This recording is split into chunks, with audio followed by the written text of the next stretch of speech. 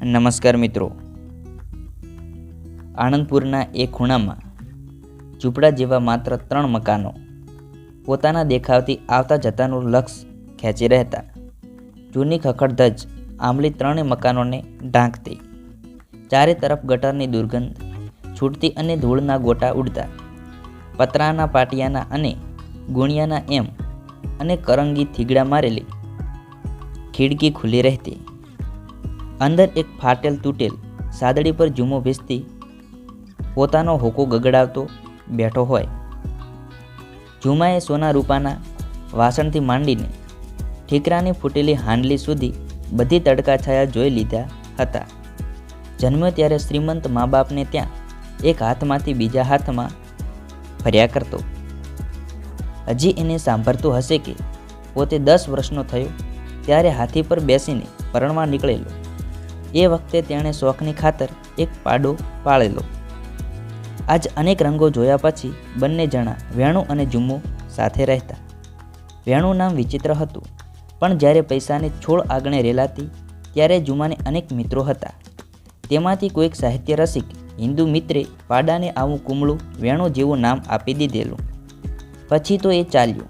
ઝૂમો લક્ષાધિપતિ હતો, ભિખારી બની ગયો, વળી ચડ્યો, પાછો પડ્યો અને આજે છેવટે આ 3 તૂટેલા ઝૂંપડામાં એનો બધો સામાન સચવાઈ રહેતો.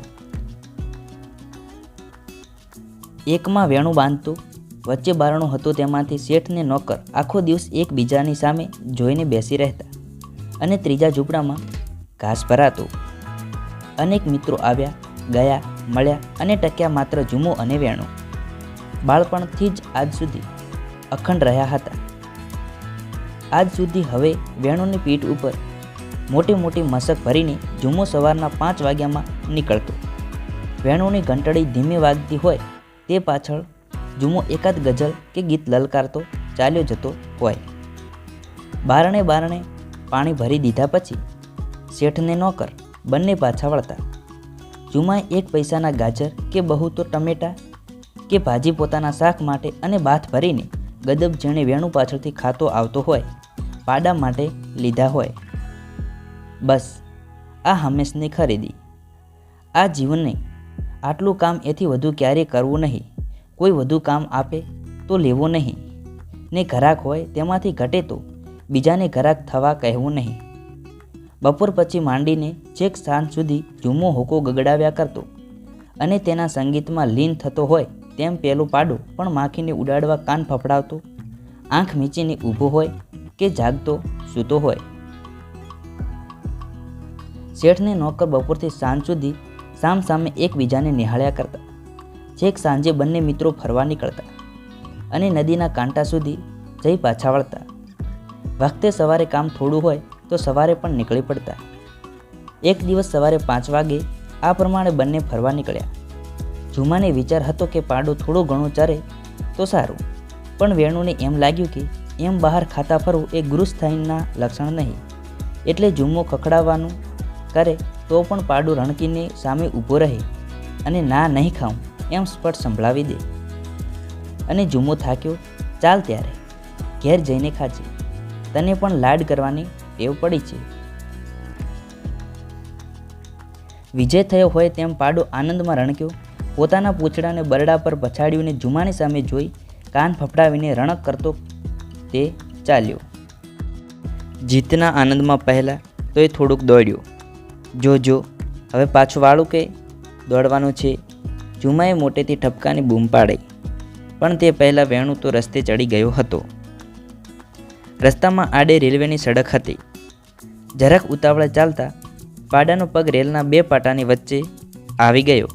પગને કાઢવા તેણે પ્રયત્નો કર્યા, પણ ફોગટ ધબ દઈને નીચે બેસી ગયો ને જેમ જેમ પગ કાઢવા પ્રયત્ન કર્યા તેમ તેમ વધારે ને વધારે ભરાતો ગયો. ઝૂમો પાછળ હતો. તે શ્વાસભેર દોડ્યો આવ્યો. તેણે આવીને પાડાનો પગ લઈ આમ તેમ મચડ્યો, પણ બધું વ્યર્થ. આછું અંધારું ને આછો ઉજાસ હતો. થોડે દૂર સિગ્નલનો હાથો નમેલો દેખાતો હતો. ઝૂમાના પેટમાં ધ્રાસકો પડ્યો. ગાડી આવશે તો તે એકદમ રસ્તા તરફ દોડ્યો. સવારના વહેલા ફરવા નીકળેલા 2 શોખીન જુવાનોને તેણે આવતા જોયા.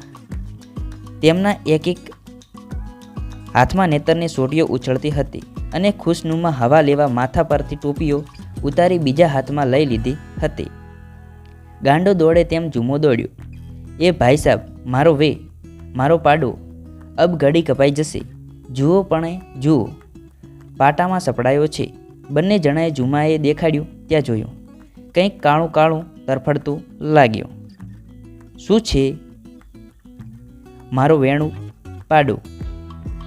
ઓહો, જા જા, ફાટકવાળા પાસે દોડ. તમે મા બાપ ટેકો દો તો પગ નીકળી જાય, જીવ બચે. અમે? તું દોડ દોડ, ફાટકવાળાને કહે. એમ કહીને એ બંને જણા તો ચાલતા થઈ ગયા. ઝુમ્મો ફાટકવાળા તરફ દોડ્યો, પણ ઘરમાંથી આવતા ઘંટડીના અવાજ સિવાય કોઈ પણ માણસ ફરકતું લાગ્યું નહીં. એટલામાં છેટે ગાડીની સિસોટી સંભળાઈ. ઝુમ્માએ ચારે તરફ એક નિરાશ દ્રષ્ટિ ફેંકી.